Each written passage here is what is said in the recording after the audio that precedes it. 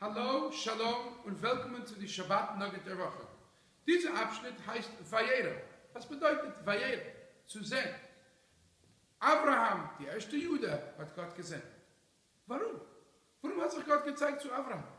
Diese Frage hat gestellt ein kleiner Junge, der 5. Lubavitcher Rebbe, Rabbi Shalom Ber, zu seinem Großvater.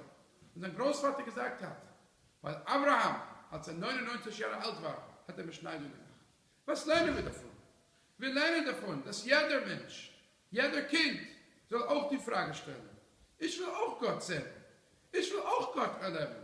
Wir sollten unsere Kinder, unsere Familie erziehen, immer nach oben zu streben, immer zu versuchen zu verstehen, was ist Gott?